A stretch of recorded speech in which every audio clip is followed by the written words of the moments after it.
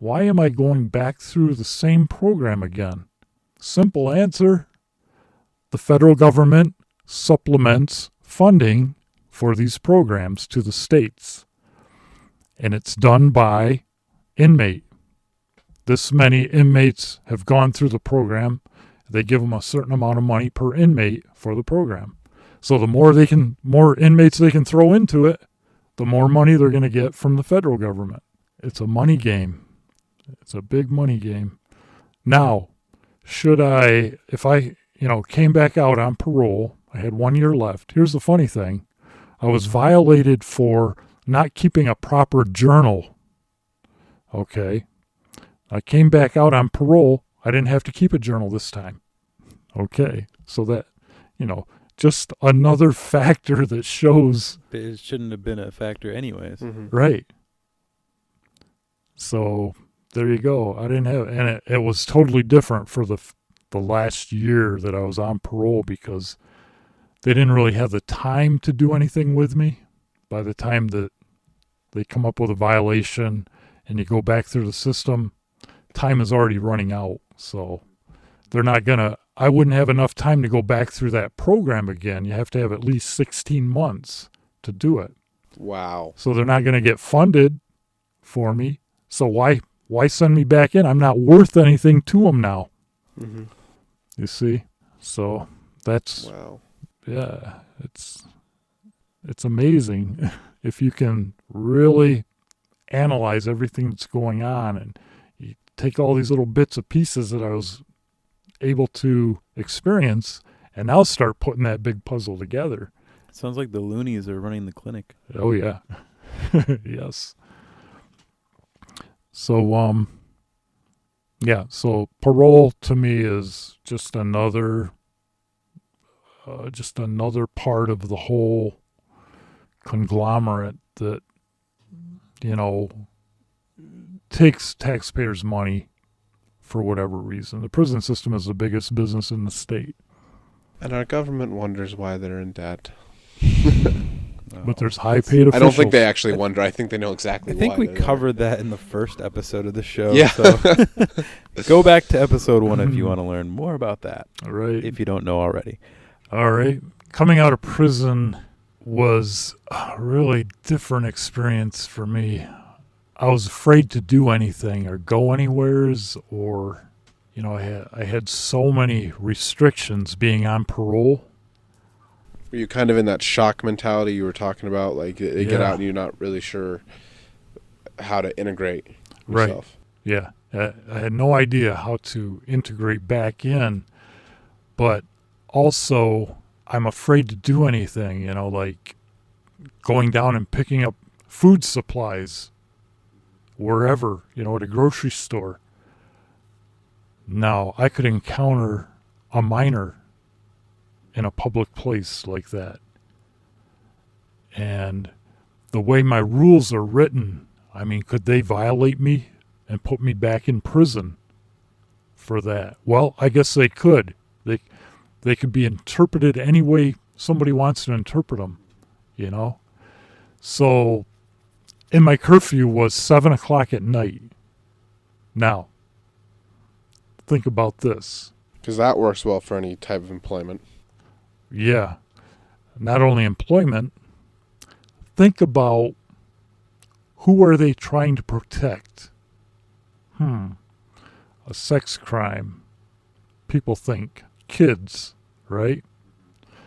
I'm allowed to be out in public During the day. Between the hours of 7 a.m.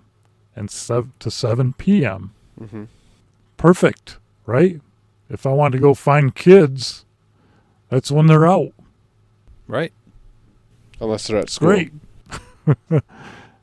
Even if they're at school, right? So they made it easier for the sex offenders. Exactly. See, for the true predators. Their rules don't make sense as far as whoever they're trying to supposedly protect. Now, wouldn't it make more sense that maybe my curfew should be during those hours, unless I'm going to work and back? Now, shouldn't I be allowed to go get groceries maybe after 9 or 10 o'clock at night, because what's the chances of minors being around at that hour, right? And I used to bring these things up to parole, to counseling, and they're like, yeah. Well, that kind of makes sense. So I'm sure there's a reason. Right, yeah. So anyways. Well, it's not my department. Yeah. I'm not really well versed in this, so. Yep. Mm-hmm. And this is a problem with parole, and I used to talk about this in counseling, is parole is a blanket. It's a blanket policy that they throw over everybody, all the inmates coming out of prison. So, you got this curfew between this hour and this hour, because that works for parole, right? Oh, everybody's got to be in by 7, 8 o'clock at night. We can go make our rounds between 7 and 10 and be done for the day. Okay? So it works for them. It's a blanket policy. It doesn't mean that it applies to everybody, and it doesn't mean it protects anyone. If I'm a hardened criminal and I want to go do something, you think that a rule written on a piece of paper is going to stop me? Right. So the whole thing is just another justification to appease the public and give them a false sense of security, basically, like so many things in our society. It really gives them, because like you said, that's when the minors are out. It even gives them an opportunity it would make it easier for them to manufacture something to accuse you. Mm-hmm. Because, Rollyn, he bumped into that young boy at the grocery store today. Mm-hmm. You looked at him a little too long. It's on the security tape. I don't know, but there's more opportunity where they could say, "Oh, well, there's something going on." Oh yeah. They could be setting you up. Yeah. More than anything else, So I thought about all that stuff, and I just wouldn't do anything. And then when I got into counseling, and the counseling that I was in after I come back out after the parole violation, and I came home for that final year of parole, I selected my own counseling, which I didn't know I could do the first time. They set me up in a certain counseling arena that was not good. So I started asking questions, and I found out that they didn't have any right to do that. I could select my own counseling, which I did, and I got into a really good one. Sure, we have every legal right to do, but we'll just conveniently omit that fact. Right. Yeah, we'll have it all set up for them. So it was good. And I was able to bring out a lot of things, especially after I got off parole, because then they had no leverage. They can't violate me. And I stayed in counseling another year after I was off parole, and I was not mandated to be there anymore. And that was the best time, because I could express everything I wanted to say without fear of being sent back in. So that was good. But there are some good counselors out there. I don't know if you want to share this. I can always cut this out, but you had shared a story about somebody that you ran into that had to do with the same town. They had been abused. Yes. By business owners or something like that. we will be very anonymous here, but there is you can tie it back to the radio station if you want, or you don't have to. Whatever. I'm going to cut whatever out. This is during one of my earlier counseling sessions. I was in with a guy that had a sexual relationship with a minor boy. I would say probably around the age of 10 or 12, and he told me some things that no one else had ever been told. He didn't trust telling anybody much of anything because of where we were, a small community. But he had been used when he was a small child as a toy for this certain men's organization for sexual, I don't know if they were rituals or some kind of twisted pleasure that they were getting. But for several years, And this organization was respected business owners primarily of this community. I worked in a place once that was next to the door for this organization, and I worked the graveyard shifts there. And I would notice all these men going up after midnight to this hall, this building. It was upstairs. And I didn't know that he was, he was a younger, and he was one that they were taking up there too. I don't know how many other that they might have been doing the same thing with. I'm sure he wasn't the only one throughout time, but he's in prison now. He's serving a 20-year sentence, and those guys are still out running their businesses. So, whatever the group meeting was, or men's club, some type of like a secret society, or just like a men's club for local business owners, or Yeah, I don't know I mean, I much guess they about can it. be generally the same thing. So, I don't know much about it other than, I know the name of it.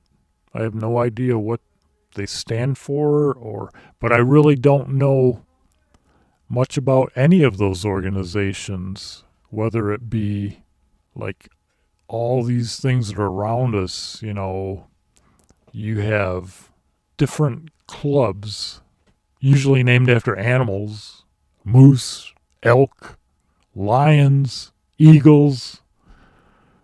You got all these clubs.